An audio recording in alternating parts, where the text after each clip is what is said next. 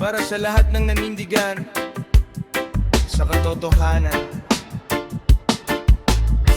at sa mga natutong bumangon mula sa pagtataksil.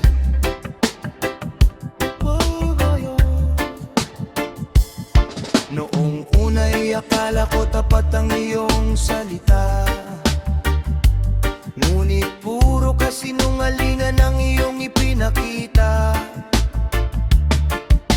Ngiti sa harapan, patalim sa likuran,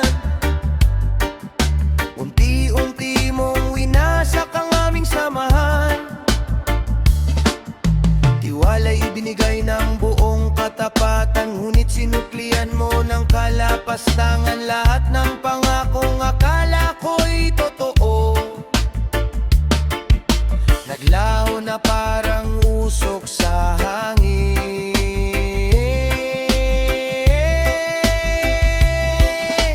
Bakit mo piniling manakit? Bakit mo sinayang ang respeto? Kung naging tapat ka lang sana, hindi sana nauwi sa ganito. Kalapastangan sa tiwala ng kaibigan, kalapastangan sa pusong nasasaktan. Hindi mo mabibili ang tunay na respeto. Kapag sinira mo, mahirap nang mabuo. Kalapastangan sa bawat salitang binitiwan, kalapastangan sa pagmamahalang iniwan. Darating ang araw na lahat ay malalaman, ang katotohanan ay hindi matatakpan.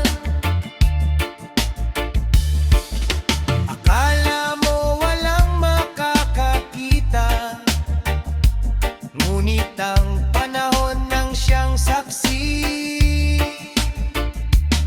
Bawat maling hakbang ay may kapalit, bawat sugat ay may kwentong iiwan. Hindi sukatan ng yaman o pangalan kung wala namang dangal na pinanghahawakan. Mas mahalaga ang malinis na konsensya kaysa papuri na walang saysay. Hindi mo kayang takasan ng katotohanan, lahat ng lihim darating sa liwanagan. Kapag respeto ang nawala sa'yo, mahirap nang ibalik kahit anong gawin mo. Hindi sapat ang salitang pasensya kung paulit-ulit ang parehong eksena. Matuto sa pagkakamali ng nakaraan bago tuluyang mawala ang lahat ng pinaghirapan. Magbago habang may oras pa, hindi pa huli ang lahat.